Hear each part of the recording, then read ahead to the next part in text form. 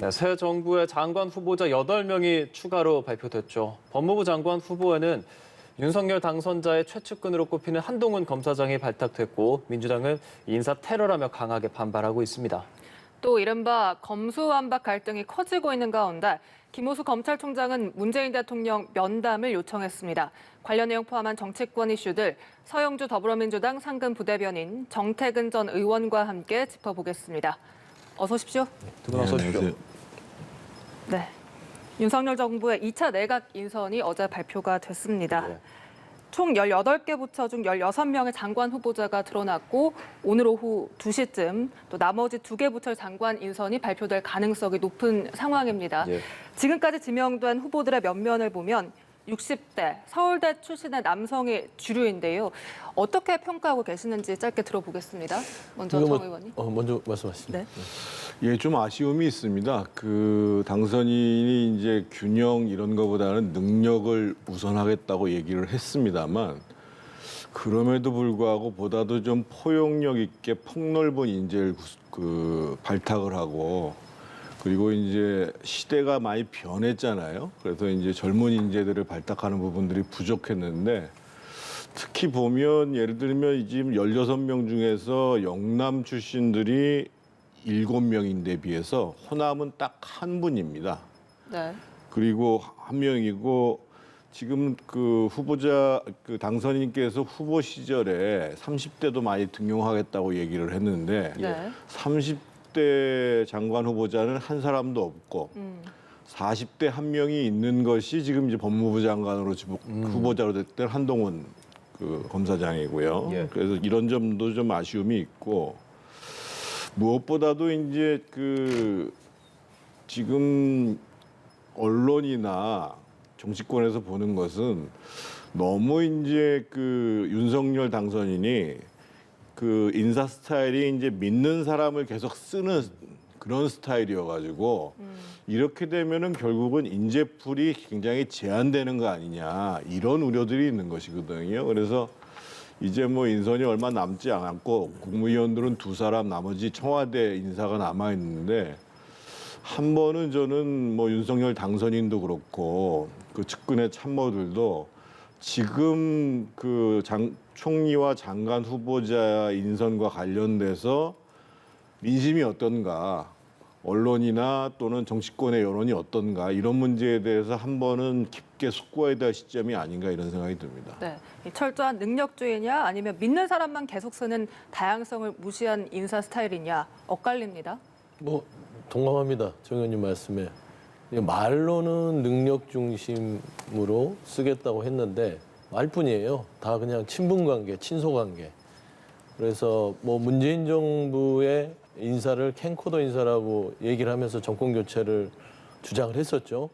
그런데 그 이상으로 더 캠코더 이상인 것 같아요. 캠프 출신들, 그러니까 전쟁을 치르고 나서 전리품 나누듯이 캠프에서 본인의 선거를 도왔던 사람들에게 무슨 자리를 주는 느낌. 그다음에 코드 인사죠. 말하면 내 마음에 들어야 돼요. 이게 뭐 인위적이고 능력 위주로 해서 후보 시절에 얘기했던 보수와 진보, 용남과 호남 이런 거 가리지 않고 폭넓게 인재를 쓰겠다 했는데 결국에는 말뿐이었지 않습니까? 뭐 지금 1차 인선, 2차 인선 다 그렇고. 그런데 이런 부분들을 윤석열 당선자만 모르는 것 같아요. 보면 이제 한동훈 이제 장관 후보자를 얘기하면서 파격 인사가 아니다라고 본인이 얘기해요. 근데 온 국민들이 보기에도 파격 인사인데 본인만 파격 인사가 아니다. 이건 뭐냐면 본인 기준으로 인사를 하는 거예요. 자의적인 해석. 그러니까 인사라는 거는 한 나라를 이렇게 18개 부처를 장관 임명할 때는 이게 적재적소에 그만한 경륜을 가졌는지 납득할 만한 수준의 인재들을 후보자로 지명을 하는 게 대한민국 새로운 정부를 시작하는 데 있어서 매우 중요하죠. 근데 지금 봐서는 그냥 본인 기분에 만족되는 사람을 썼다. 뭐 그럴 수 있죠. 임명권자니까. 근데 1차 인선해 봤을 때도 정호영 그 보건복지부 장관 후보자도 40년 지기 친구입니다. 지금 논란이 많이 있잖아요. 뭐 발언들도 그렇고 출산 문제에 대한 부분들. 그다음에 2차에서 한동훈 법무부 장관 후보자를 했는데 여기는 최측근이 아니라 거의 식구 같은 거예요. 뭐 그냥 친동생 같은 느낌. 그래서 원래 인사라는 건 정말 친한 사람이 능력이 있다 하더라도 좀 배척하기 마련입니다. 그게 공정해 보이고 상식선인데. 근데 1차와 2차를 봤을 때 좀 우스갯소리 이런 느낌 같아요. 출세한 동네 형이 그냥 친구도 한 자리 주고 동생도 한 자리 주고 좀 그런 느낌이다. 그래서 정말 국민 눈높이의 인사인지 그리고 정말 그만한 경륜이 있는 것인지 이런 부분들은 정말로 우려스럽다. 좀 그런 말씀 드리고 싶습니다. 가까운 인사만 고른 점이 아쉽다는 그렇죠. 말씀 해주셨고요. 이번 발표에서 또 주목이 됐었던 게 안철수 위원장 주변인, 그러니까 추천한 인사가 내각에 얼마나 포함될까였는데 2차에선 한 명도 포함이 되지 않았습니다. 그래서 이제 오늘 안철수 위원장 공식 일정은 전격 취소했고 어제도 예정돼 있던 도시락 회동을 만찬에 하지 않기로 했는데 공동정부 구상에 차질이 생길 수밖에 없다고 봐야 할까요? 이미 이제 차질이 생겼다고 봅니다. 1차 인선 자체에서 첫 단추를 잘못 끼웠다고 보고요. 항상 그렇습니다. 안철수 이제 인수위원장 자체가 처음에 이제 후보 단일화를 하면서 약속했던 게 아마 공동정부 구상이죠. 그래서 어떤 전체적으로 삼지대 세력을 가지고 국민 통합의 어떤 약속을 국민들과 한 건데 안철수 위원장은 솔직히 1차 인선에서 본인이 좀 전문성 있는 과기부, 과학 분야, 그다음에 복지 분야 이 부분이 받아들여지도 않았고 심지어는 본인이 말할 기회도 없었다라는 심경을 토로했죠. 근데 2차 인선도 뭐 전혀 고려된 사항이 없고요. 따지고 보면은 되게 이 마음이 쓸쓸할 거예요. 공동 정부라면 최소한 법무부, 행안부 이 정도의 자리를 안철수 측의 인사를 통해서 줘야만 공동 정부의 의미가 있죠. 근데 전혀 고려가 안 됐지 않습니까? 결국에는 그냥 참여만 해라 이 정도 수준인 거예요. 그러면 안철수 위원장 같은 경우는 좀 엄청나게 서운하실 것 같고요. 향후에 모르겠습니다. 어떤 관계로 균열이 생길지 아니면 안철수 위원장이 어떤 또 말하자면 발언들을 통해서 또 갈라설 수도 있다. 토사구팽 당하는 심정일 수도 있을 거예요. 예, 그렇게 보고 있습니다. 예, 안철수 위원장이 뭐 이태규 의원이나 고산 인수위원 등을 추천을 했다는 보도는 있는데 실제로 이렇게 내각에 참여하지 않은 배경이 뭘까요? 지금 사실상 이제 공동정부 구성이 결렬됐다고 봐야죠. 그러니까 지금 아마 심지어는 지금 안철수 인수위원장이 오늘 공개 일정을 전면 취소를 했고 어저께 당선인과의 만찬이 있었는데 그 만찬을 안 갔다는 거 아니겠어요? 네. 그리고 이제 그 전에 이제 이태규 인수위원이 인수위원직을 사퇴를 했고 거기에 대해서 사퇴하자마자 인수위 측에서 그 국민의힘 박수영 의원으로 바로 보완을 했고 또 이제 그 안철수 상임선대위원장을 했던 최진석 교수가 이제 페이스북에 비판적인 문제 제기를 했고 이런 상황이어서 사실상 지금 결렬 수순으로 가는 게 아닌가 그래서 굉장히 좀 안타까운데 저는 이 대목도 윤석열 당선인과 그 국민의힘 그리고 인수위 쪽에서 좀 깊게 좀 생각해 볼 필요가 있는 문제인 게 윤석열 당선인의 입장에서 봤을 때는 안철수 후보 쪽에서 추천한 사람이 본인의 능력 기준에 안 맞을 수 있습니다. 그런데 과거에 저희가 이제 김대중, 김종필 소위 DJP 연합정부를 출범시킬 때 보면 어떻게 하냐면 어떤 분야와 관련해 가지고 그 추천을 김종필 총재한테 김대중 당선인이 맡겨버립니다. 그래서 그 문제에 대해서 따로 검토하지 않거든요. 예를 들면 남경필 지사가 심지어는 민주당과 경기도정에 대해서 연정을 하거든요. 연정을 할 때 보면 그냥 민주당에서 추천하시면 내가 받겠습니다 이렇게 얘기를 하고 오세훈 후보가 작년에 서울시장 보궐선거에서 당선됐을 때 그때도 안철수 후보가 사퇴한 다음에 후보 단일화가 됐잖아요. 그쪽에서 추천한 인사를 그냥 그대로 정무부 시장에 썼습니다. 그 인사에 대해서 뭐 여러 논란이 있었음에도 불구하고 그런 거를 본다 그러면 적어도 뭐 이렇게 무슨 지분 나누듯이 딱 몇 자리다 야구 얘기할 수는 없는 것이지만 적어도 몇 개의 범주에 대해서는 안철수 인수위원장한테 추천을 원합니다라고 하면 네. 그것을 좀 수용하는 선으로 갔으면 좋지 않았을까. 물론 이제 도덕성에서라든지 또는 인사청문회를 넘기 어려운 하자가 생긴다고 그러면 문제가 있습니다만 능력 측면에서 봤을 때 아니다. 이렇게 돼서 1차, 2차 해가지고 지금 18명의 국무위원 중에 16명이 이제 했는데 한 사람도 거기에 포함되지 않았다. 이것은 상당히 아쉬운 대목이고 지금 봐서는 어저께 이제 거의 논의가 끝났다는 합당 절차와 관련해서도 네. 예. 어제 최진석 전 상임선대위원장을 맡았던 최진석 교수가 페이스북에 독자적인 길로 홀로서기로 가야 되는 것이 아니냐라는 글을 남겼어요. 물론 이제 그것을 안철수 위원장이 그렇게 결정한 것은 아니겠습니다만 예. 지금 결렬 과정도 생각하고 있는 것이 아닌가 이런 생각이 좀 듭니다. 합당 결렬 혹은 안철수 위원장의 거취 이런 변화도 있을 수 있을까요? 뭐 충분히 가능하다고 봅니다. 왜냐하면 지금 안철수 인수위원장이 결국에는 거의 버림받은 꼴이 됐어요. 따지고 보면 아까 이제 정 의원님께서도 말씀했지만 정말 공동정부를 한다고 했으면 특정 분야에 있어서는 안철수 위원장이 잘하는 분야가 있어요. 그리고 정치적으로도 어떤 삼지대를 가져옴으로써 새로운 정부의 어떤 통합의 시너지를 충분히 역할을 했음에도 불구하고 안철수 위원장을 거의 이제 말하자면 병풍 세우듯이 했다. 그렇게 됐을 때는 말씀한 대로 지금 합당 논의가 돼 있는 상황에서 굳이 의미가 없잖아요. 합당이라는 게. 어쩌면 공동정부를 한다는 전제 조건 하에 합당 논의를 했던 건데 그게 무의미해진다면 저는 뭐 최악의 경우에는 합당이 불발이 될 수도 있고 취소될 수 있지 않겠냐. 그럼 또 삼지대로 다시 나오면 좀 안철수 위원장 자체는 좀 면이 깎이긴 하겠지만 뭐 그런다고 해서 지금 아무 의미 없이 합당을 하면 그 자체도 또 너무 또 면이 깎이기 때문에 지금 상당히 괴로울 것 같습니다. 네. 안철수 위원장. 안철수 인수위원장 오늘 오전, 오후 일정 모두 취소한 상황입니다. 향후 거취 표명 여부를 지켜봐야겠습니다. 그리고 어제 2차 인선에서 가장 눈길을 끌었던 인선이라면 역시 한동훈 법무부 장관 후보자입니다. 윤 당선인을 향한 첫 질문도 후보자들을 향한 첫 질문도 모두 한 후보자에게 집중됐습니다. 윤 당선인 그리고 한동훈 검사장의 발언 직접 들어보시죠.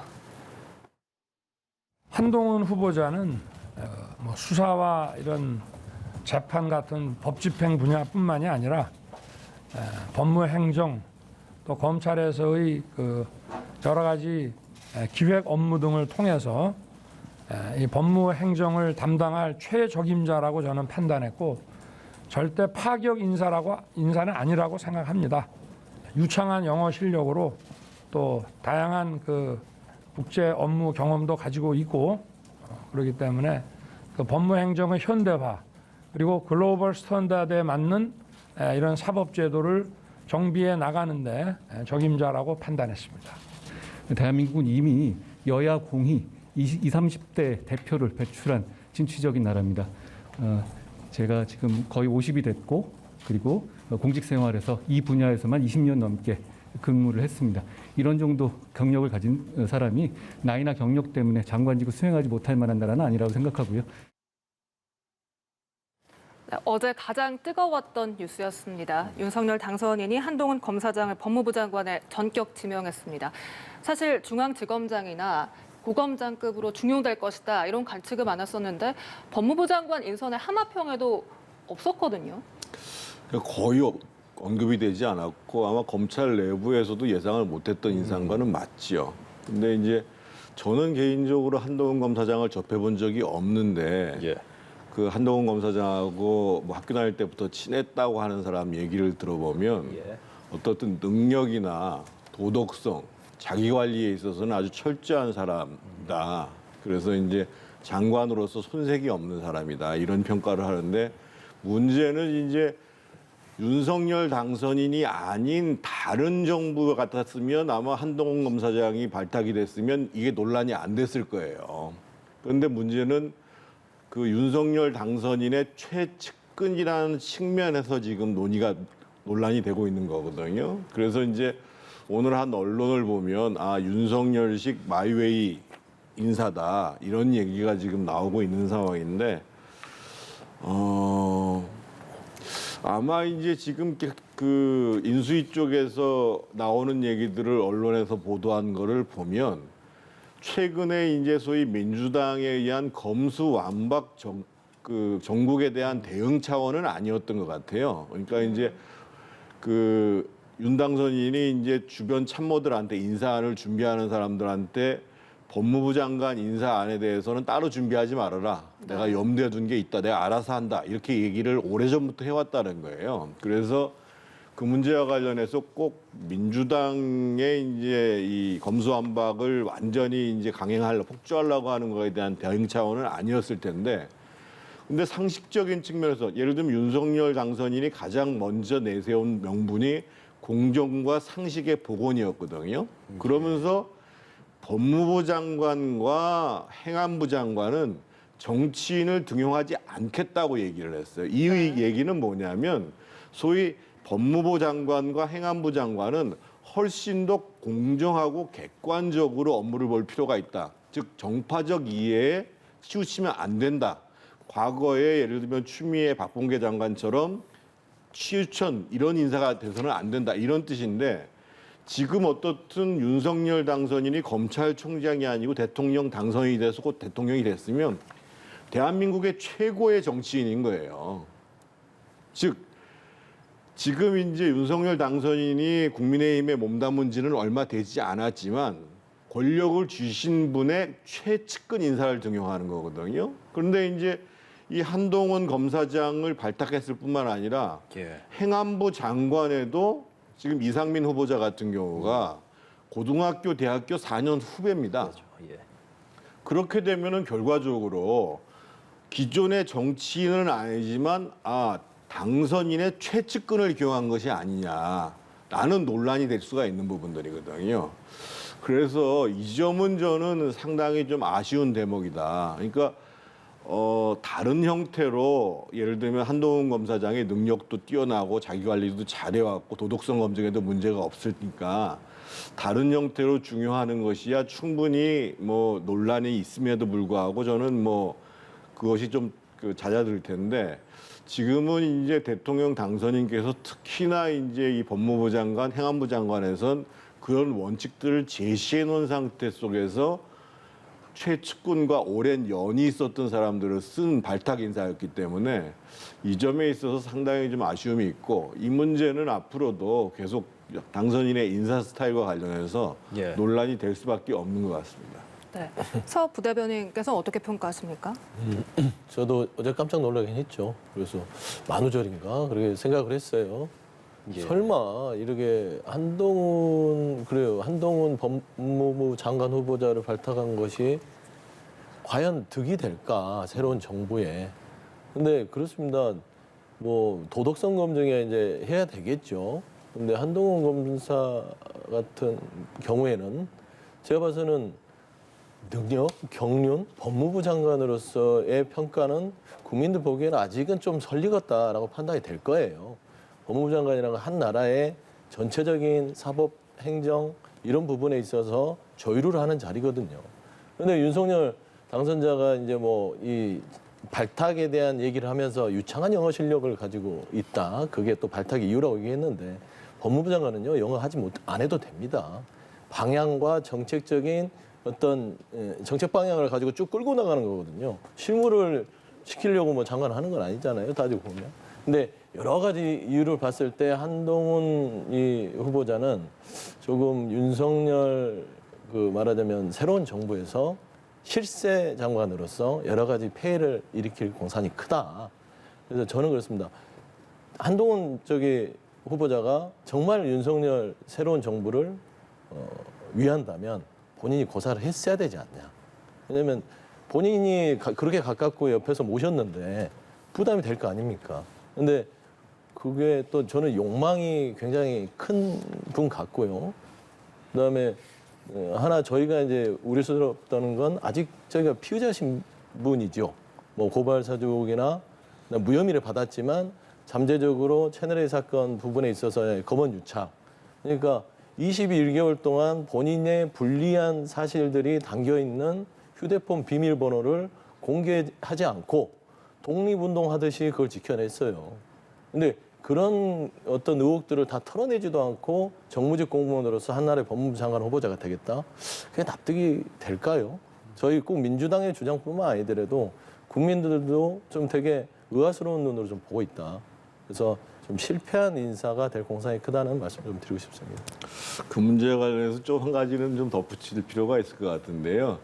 노무현 대통령이 강금실 장관을 쓸 때 강금실 장관의 나이가 만으로 45이었습니다. 그리고 이제 법원에서 고위직에 있었던 분도 아니고, 그리고 이제 지금 이제 한동훈 검사장이 지금 나이가 49이고 어떻든 고검장을 지낸 사람이거든요. 그래서 그 검사장을 지낸 사람이거든요. 그리고 이제 아까도 제가 말씀드렸습니다만 주변의 여러 가지 평판을 보면 지금 한동훈 검사장 같은 경우는 술도 거의 안 한다는 사람이거든요, 기본적으로. 그리고 이제 사건을 처리하거나, 그러니까 이제 어제 나와가지고 이제 예를 들면 검소완박을 저지해야 된다라든지 검찰은 나쁜 놈 잘 때려잡으면 된다라는 식의 표현은 굉장히 거친 표현이긴 합니다만 일이나 능력 그리고 이제 도덕성, 자기관리 측면에 있어서는 뭐 장관 후보자로서는 손색이 없는 사람입니다. 뭐 그런 평가가 있을 수 있는데 일단 그렇습니다. 그 중앙지검장도 한번 안 해봤고 검찰총장도 안 해봤어요. 그러니까 검사적인 시각에서 법무부를 운영한다? 그거는 능력면에서는 저는 아직은 좀 설리겠다고 판단하는 게 맞을 것 같고요. 그다음에 도덕적인 부분은 뭐 술을 먹으면 도덕적이지 않습니까? 그건 아닌 것 같아요. 그래서 도덕적인 부분은 이게 인사청문회를 통해서 충분히 드러날 부분들이 있고요. 이 자리에서 얘기할 수는 없지만 지금 심도 깊은 검증 작업에 들어갔다. 좀 그런 말씀 드리고 싶습니다. 네.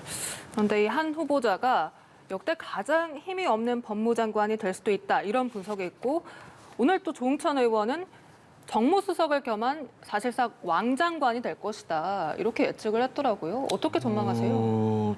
그 힘은 굉장히 셀 겁니다. 왜냐하면은요. 일단은 지금 청와대가 민정수석실을 폐지하겠다고 얘기를 했어요. 과거에는 이제 청와대에서 민정수석이 이제 왕수석이다. 예를 들면 지금 우리 문재인 대통령도 민정수석 출신 아니에요. 그리고 이제 민정수석이 사실상 이제 법무부와 검찰과의 업무 조율이라고 합니다만 사실상 이제 밑에서는 그 부분들을 했는데 민정수석이 없는 속에서는 아무래도 법무부 장관의 역할이 클 수밖에 없죠. 그리고 이제 누구보다도 대통령 당선인과 오랜 기간을 일했고 대통령 당선인이 신뢰하는 사람이기 때문에 또 한 가지는 그 지금 서록 저는 이제 뭐 통과 안 될 거라고 봅니다만 서록 민주당에서 검수안박의 검찰청법, 형사소송법 개정을 한다 손 치더라도 지금 이제 우리 법률 체계에 보면은 법무부 장관이 발동할 수 있는 것 중에 하나가 특별검사예요. 네. 특별검사를 국회가 의결하거나 법무부 장관이 즉시 발동을 할 수 있도록 돼 있거든요. 그래서 예를 들면 경찰에 있어서 수사가 미진하다 또는 굉장히 중요한 사건인데 한다고 하는데 잘 진행되지 못한다. 네. 이렇게 되면은 어떻든 그거는 이제 법상에 나와 있는 그러니까 법무부 장관의 권한이거든요. 그래서 이제 그런 상설 특검에 대한 권한도 갖고 있고 무엇보다 중요한 것은 특히 이제 이 문재인 정부 들어와서 거의 검찰 인사를 검찰총장과 실질적인 협의를 한 게 아니라 법무부 장관이 주도하는 형태가 됐거든요. 그래서 아마 검찰 인사에도 한동훈 검사장이 이제 장관이 된다고 그러면 상당한 역할을 할 수밖에 없어요. 실제로 그 안을 만드는 과정에 있어서. 그리고 이제 검찰 내부야 누구보다도 잘 아는 사람일 거고. 그래서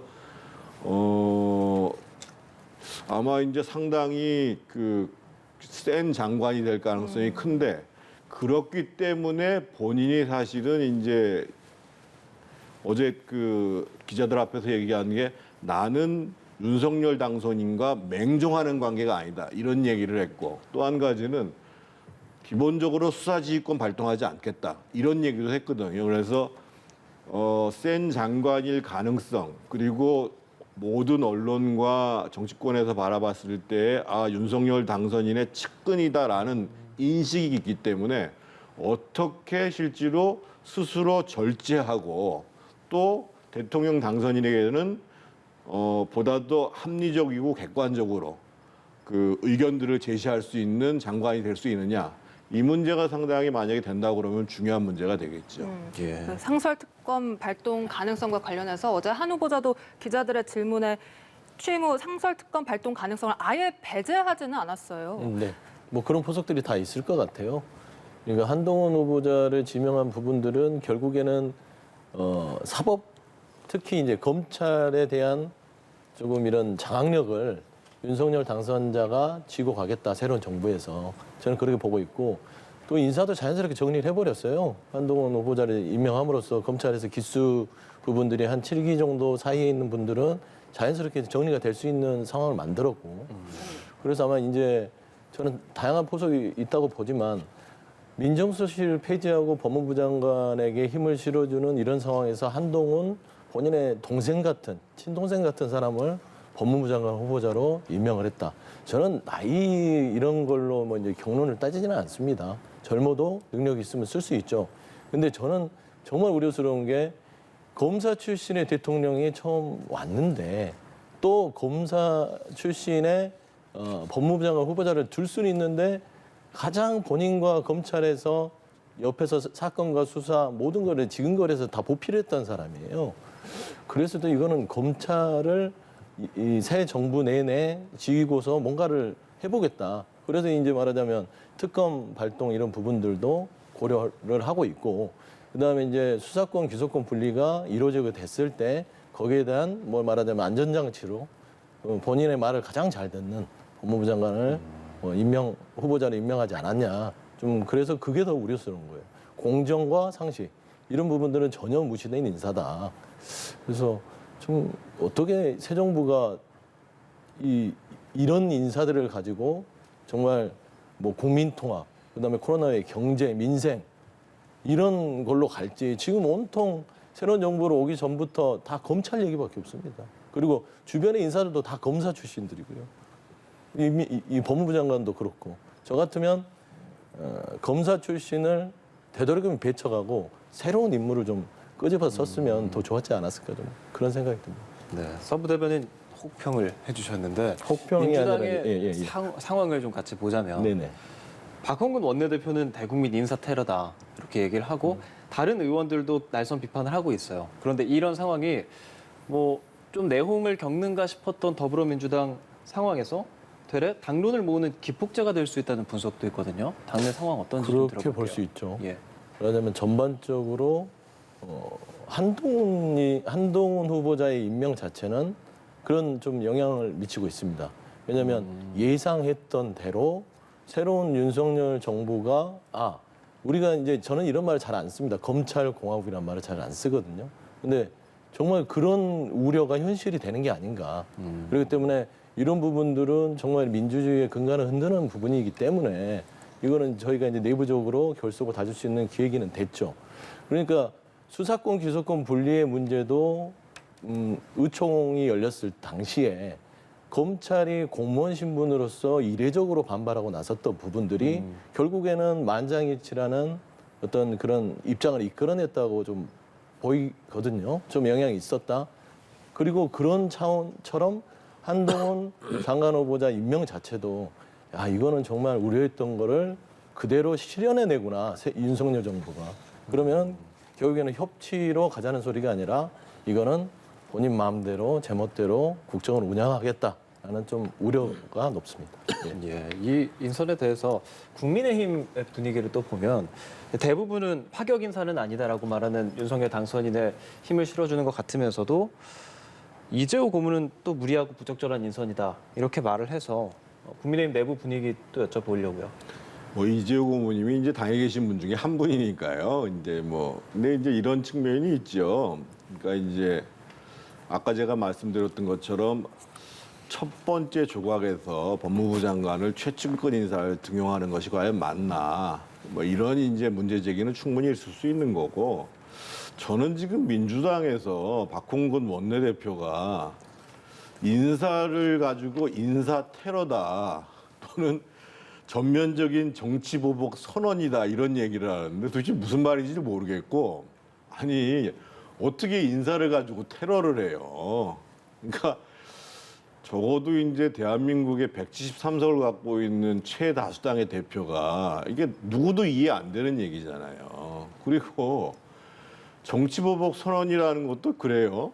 그러니까 예를 들면 어떠한 범죄적 사실이 있다고 한다면 수사를 하는 건 너무 당연한 거예요. 수사를 해서 죄가 입증이 되면 기소가 되는 거고 그걸 가지고 재판을 받으면 그 결과에 따라서 처벌을 받게 되는 것이고 그런데 더더군다나 법무부 장관이 수사를 하는 사람이 아니에요. 법무부 장관은 기본적으로 법무 행정을 총괄하는 사람이고 검찰에 대해서는 뭐라고 나와 있냐면 일반적인 지휘 감독을 하는 사람이지 수사는 검찰총장에 대해서 구체적인 사건에 대해서 지휘할 수 있다라고 나와 있어서 그것도 한동훈 후보자가 나는 수사지휘권 발동 안 한다고 명시적으로 얘기를 하잖아요. 그런데 아마 지금 이러니까 사실은 자꾸만 이제 지금 검수완박을 추진하는 것도 무슨 뭐 문재인 대통령을 보호하고 이재명 전 후보를 보호하고 뭐 이러려고 하는 거 아니냐 이런 얘기가 나오는 건데 저는 이제 뭐 정치 공세야 충분히 할 수 있습니다만 그래도 이제 이 제1다수당의 이제 원내대표인데 도무지 맞는 개념을 쓰지 않고 비판적인 문제 제기를 하는 것은 전혀 적절치 않다고 보여지고 다만 분명한 것은 결과적으로 민주당에서 제가 봤을 때는 말도 안 되는 소위 검수완박법을 지금 추진하고 있는 와중에서 지금 이제 한동훈 검사장이 후보자로 지명이 됐기 때문에 사실상 협치 과정들은 이미 이제 종친 거 아니냐. 그리고 일단 국회부터가 상당히 대치 국면으로 갈 수밖에 없는 상황이고 거기에 더해서 아마 이제 그 인사청문회 과정도 상당히 험난할 수밖에 없다 이렇게 보여지는 것이죠. 네, 앞으로 민주당과 국민의힘 강대강 대치가 그럼요. 격화될 네. 것이다 이런 전망이셨는데 실제 윤석열 정부의 첫 조각의 인사청문회가 한동훈 블랙홀에 빠져들 것이다 이런 전망이 나오고 있습니다. 민주당이 실제 청문회 보이콧을 할 가능성도 있습니까? 청문회를 보이콧 저희가 할 이유는 없죠. 근데 일단은 검증을 통해서 정당한 절차를 통해서 국민적으로 판단을 받게 만드는 게 저희의 입장이 맞을 것 같고요. 전 그렇습니다. 이제 정 의원님도 그렇고 국민의힘에서도 얘기를 하는데 검수완박이라고 하죠. 기소와 수사와 기소권을 완전히 분리하는 부분들. 근데 국민의힘은 왜 2018년, 19년, 20년, 3년 동안 같이 검경수사권 조정을 하면서 찬성을 해왔는지 저는 그런 걸 묻고 싶어요. 이제 와서 왜 그게 말도 안 되는 결정을 했냐. 국민의힘에서 이미 동의를 했던 거고 본인들도 검찰은 수사와 기소를 분리해야 된다. 윤석열 당선자도 검찰총장 시절에 이거는 아주 바람직한 일이다. 중대범죄수사청도 설치해야 된다. 이런 부분들 얘기했어요. 근데 이 한동훈 이 후보자를 세운 것 자체가 결국엔 거기를 그 본인들의 말을 부정하는 차원이라고 저는 봅니다. 그래서 이 본인 스스로의 말을 부정하는 새로운 정부 과연 협치가 되겠습니까? 안 되겠죠. 그래서 결국에는 이런 협치와 통합을 말로만 떠들고 결국에는 민주당에게 어떤 협치의 기회를 손을 내밀지 않는 현 정부에 대해서 국민들의 삶만 피곤해질 뿐이다. 그래서 좀 안타까움이 있고요. 저는 좀 한동훈 이 후보자의 이런 발탁이 저는 또 이런 생각도 해봐요. 전체 18명 인사청문회 할 텐데 한동훈이 후보자를 앞세워서 본인이 모든 포화를 맞고 나머지를 뭐 처리하게 한다든지 뭐 그런 포석도 있지 않을까라는 생각이 있지만 아주 적절치 않은 제 식구를 어떻게 등용하는 부적절한 인사다라는 말을 다시 할 수밖에 없습니다. 네, 사실 어제 회견에서도 한 후보자에게 대부분의 질문이 집중되는 모습을 확인할 수 있었습니다. 사실 장관은 청문회 보고 채택이 국회에서 불발돼도 대통령의 임명에 강행할 수 있잖아요. 만약 민주당이 반대를 하더라도 윤 당선인이 임명을 강행할까요?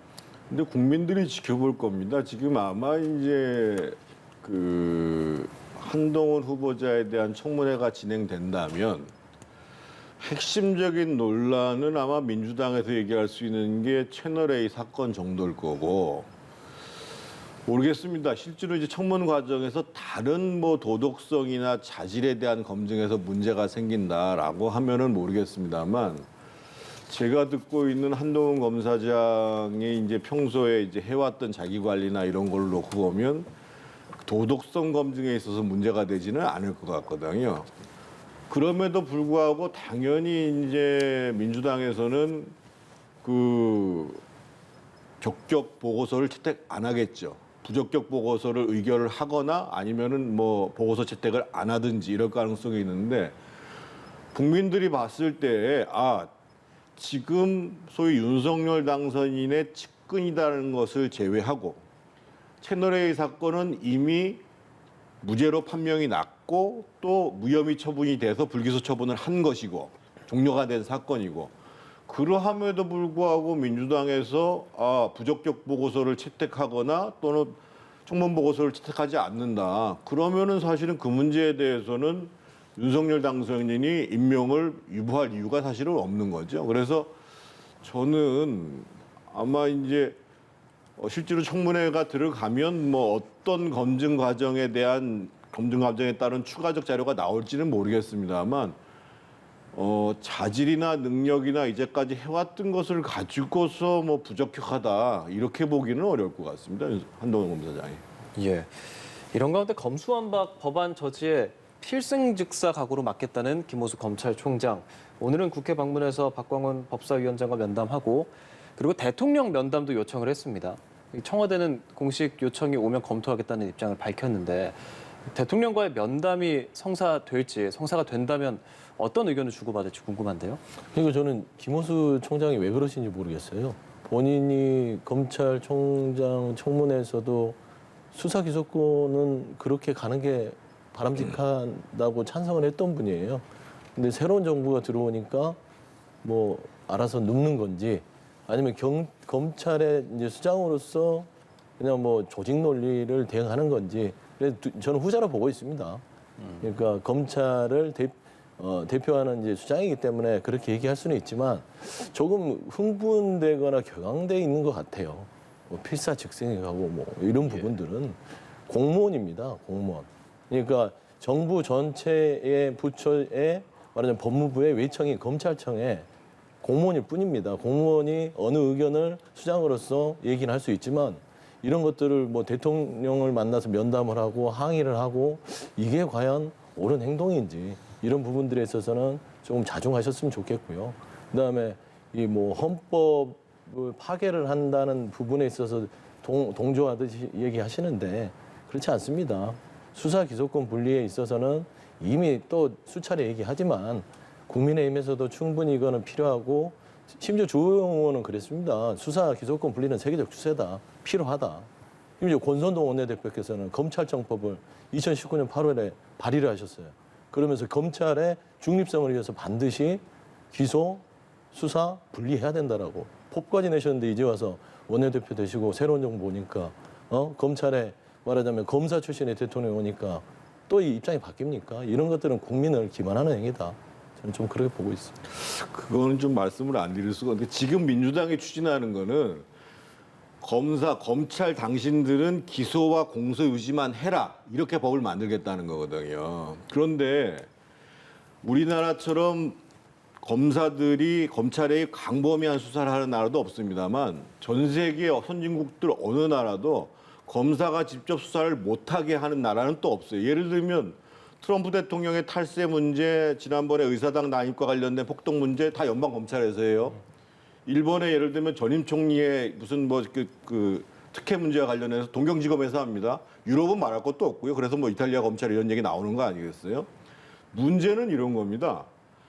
실질적으로 국민적 입장에서 봤을 때는 가장 중요한 것은 소위 중대 범죄나 거기로부터 나를 보호하고 실제로 수사 능력들을 국가가 유지할 수 있도록 만드는 것이 중요한 문제인데 거기에 대해서는 이게 지금 형사소송법 지금 만들고 있는 와중이에요. 이런 와중 속에서 국가에 실제로 범죄를 예방하고 척결하고 그런 수사 역량들을 만들 수 있는 아무런 장치도 없이 일단 이것은 검찰 너희들은 다 손 떼. 이렇게 법을 만들기 때문에 지금 문제가 되는 거거든요. 그래서 저는 예를 들면 검찰이 단계적으로 직접 수사의 부분들을 줄여나갈 수 있도록 만드는 거 필요합니다. 하지만 그렇다고 해가지고 검찰 너희들은 무조건 수사하면 안 돼. 이거는 진짜 말이 안 되는 얘기인 거고, 그것은 누구 입장에서 봐야 되냐면 국민 입장에서 봐야 되는 거예요. 그래서 저는 결국은 지금 사실은 민주당 내에서도 이 문제에 대해서 지금 얘기를 안 하고 있고, 얘기했다가 쑥 들어갔습니다만 민주당 내에서 상당수의 사람들이 이걸 이렇게 강행할 문제냐라고 얘기하고 있고, 밖에서는 예를 들면 민변이나 참여연대나 이런 우호적인 시민단체조차도 이거 안 된다 이렇게 얘기하는 거고, 국회에서는 국민의힘뿐만 아니라 정의당조차도 안 된다고 얘기를 하는 거거든요. 그런 상황이기 때문에 이게 김호수 총장이 대통령을 면담을 요청하는 게 이게 무조건 조직이기주의다 이렇게 볼 수 있는 문제가 아니라는 거예요. 그러니까 실질적으로 70년 형사사법체계를 전환하는 과정에서 이전에 문재인 정부에서조차도 6대 범죄에 대해서는 여전히 수사권을 남겨둔 이유가 있는 것이고, 그런 차원에서 본다 그러면 실제로 국가의 수사 총 역량, 그리고 현실적으로 존재하는 국민들이 받을 수 있는 피해, 그리고 이 전환하는 과정에 대한 제대로 된 시스템, 이런 부분들이 순차적으로 다 준비되고 난 속에서 진행될 문제라는 거죠, 기본적으로. 그래서 민주당은 이 국회 입법 통과를 위해서 만약 국민의힘이 필리버스터를 한다면 정의당의 협조가 불가피한 상황인데, 정의당이 반대를 당론으로 정하면서 쪼개기 전술, 살라미 전술을 쓸 것이다, 이런 관측도 나오고 있어요. 뭐 둘 다 가능합니다. 그래서 뭐 이제 계산을 하게 되면 방법상으로는 정의당이 협조해 주는 게 제일 좋고요. 안 되면 그렇게 필리버스터를 이제 뭐냐면 회차 변경을 해서 뭐 살람이라고 하죠. 그렇게 해서 통과시키는 방법이 있는데, 아까 정 의원님 얘기하셨는데 검수완박 이 얘기는 별로 적절하지 않지만 수사 기소권에 대해서는 좀 그렇습니다. 검찰이 초래한 경우가 초래를 한 사실입니다. 선택적 수사, 본인 검찰 제 식구 감싸기, 이런 부분들이 국민적인 검찰의 수사 개혁에 대한 요구들이 불러일으킨 거예요. 결국에는 보십시오. 제가 아까 국민 얘기했지만 기소를 당하는 율이 국민들은 40%가 되지만 검사가 만약에 기소율이 어느 정도냐면 0.1%, 0.2%밖에 안 됩니다. 자기 식구들은 기소율을 그렇게 낮게 한다는 거는 제대로 된 수사를 하지 않았다는 부분들이고, 그에 대한 반성도 없이 지금 내 수사 뺏어가니까 안 돼, 이런 부분들이 어떤 국민이 하겠습니까? 민주당도 물론 반대가 있는 거를 알고 있지만 단기적으로는 악재지만 장기적으로는 이 대한민국의 말하자면 국가수사권이나 사법 시스템의 선진화를 위해서는 정상화의 과정이다. 정상화가 될 것이다, 장기적으로.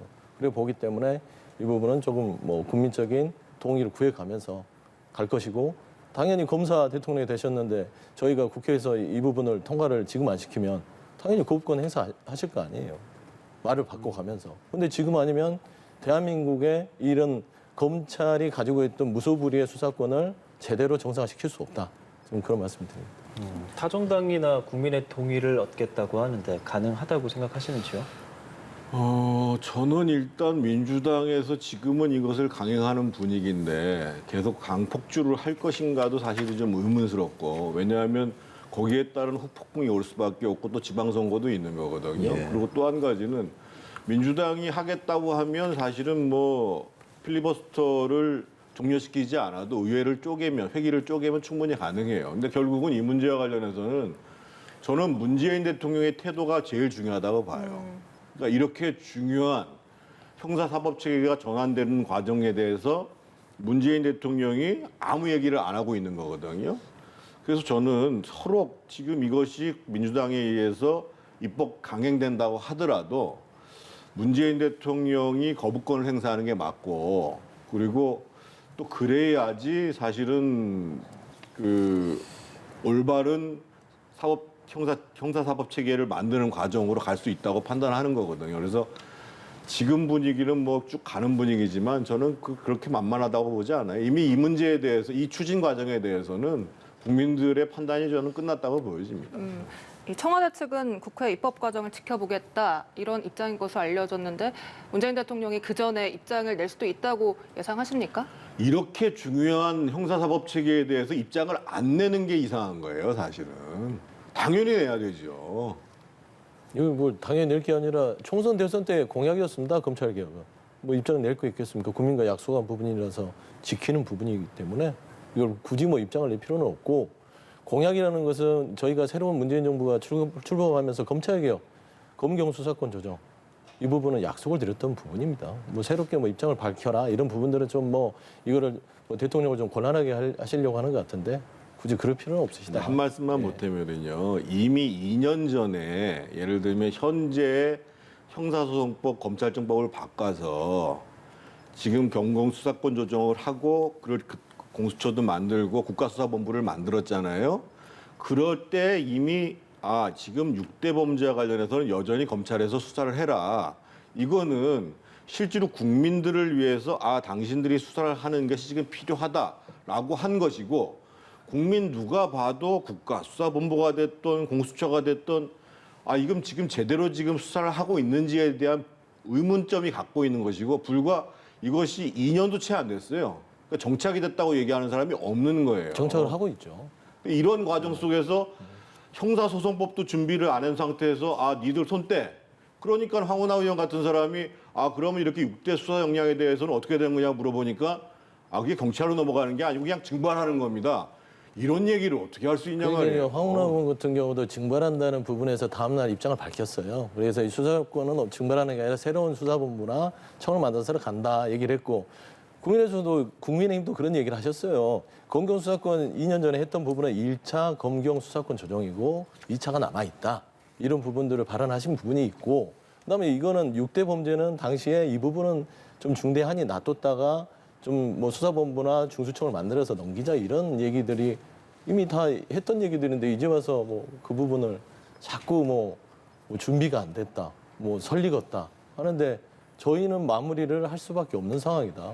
좀 그런 말씀을 드릴 수밖에 없습니다. 네, 알겠습니다. 지금까지 서영주 더불어민주당 상근 부대변인 정태근 전 의원이었습니다. 오늘 말씀 고맙습니다. 고맙습니다, 두 분.